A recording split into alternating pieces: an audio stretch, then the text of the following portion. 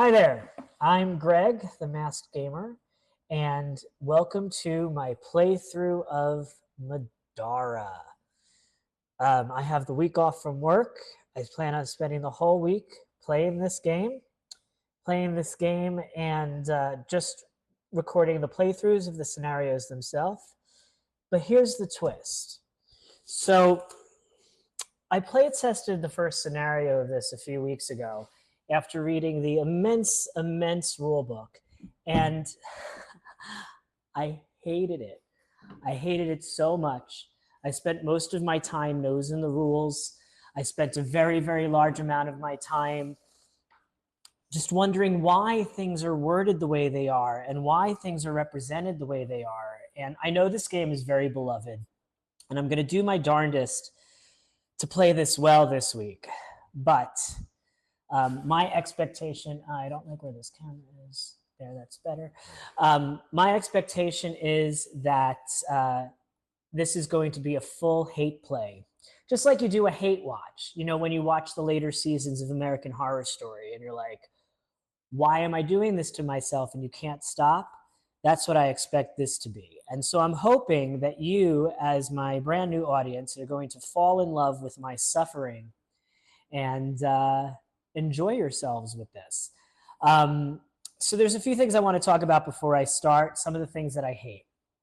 So here's an example. All right, so this might be a little thing, but to me, it's a pretty big thing, okay? Here, let's see if I can get this to show up in the camera. Here is a stamina token, and here is a stamina token, and when you put them next to each other, the font sizes are completely different. Now here's the wild thing. This is not even the first printing of the game. This is like the second or third printing of the game. They still couldn't fix something like this. Like what? Okay. Here's another problem. You see these tiny little squares. These tiny little squares that you have on the map here. Tiny little spaces, tiny little squares, which is totally fine when you have a human, or not a human, but a fairy or whatever they are, that fits on one of those tiny little squares. However, one of your starting characters has these giant wings that cover 3 squares. So if I want to have 3 people standing next to her, it just doesn't work. It just doesn't work. I guess nobody can protect her from monsters. Wild. I just don't understand design choices like that. Even though it's a nice looking mini, like, it's not functional, you know? There's so many rules with diagonals and non-diagonals, because I can't say the word orthogonal or whatever. But I can only move left and right, but I target range diagonally. Adjacency is I don't know, it's all bizarre. And then you have this finesse rule. Like, you can't just say, hey, if I have 2 swords equipped, then I roll white dice instead of purple dice. No, you have to say combo light with keywords light, combo light in the middle, keyword light on the upper right, and then some keyword called finesse. It took me literally like 2 hours of asking multiple people to explain what that means. Then on top of that, instead of just having allies or monsters, no, you can't have allies and monsters.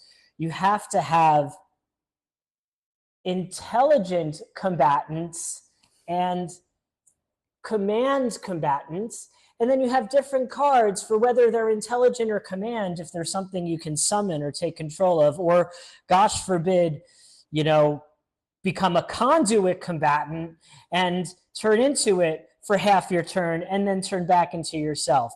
And I haven't even like gotten to the point where like I'm trying to equip characters or choose things. This is just like with the basic equipment set. All right, here's another thing, line of sight.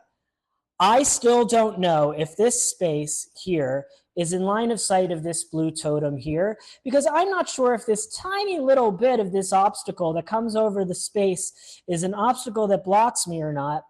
So much of this is going to be me winging the rules because I think that they are overcomplicated for absolutely no reason. There is no reason for the rules of this game to be as overcomplicated they are. And people love it. And I think one of the things they love about it is the overcomplicatedness of it, because it's targeting people who love JRPGs. And while I loved the JRPGs that were out in the 80s, I don't really love the JRPGs that are out today. I'm like, I want to learn the rules of the game as I go. I want you to teach me new skills as I go. I don't want you to say, here are 5,000 things, learn them all before you walk a single step. Like, that's just not enjoyable to me. And I can't believe I read this rule book 3 times. I can't believe I'm going to spend this whole week playing this. But it's what's going to happen. And I wanted to kind of lay all of that madness out before I dive in to the Masked Day 1. So buckle up, Buttercups, because here we go.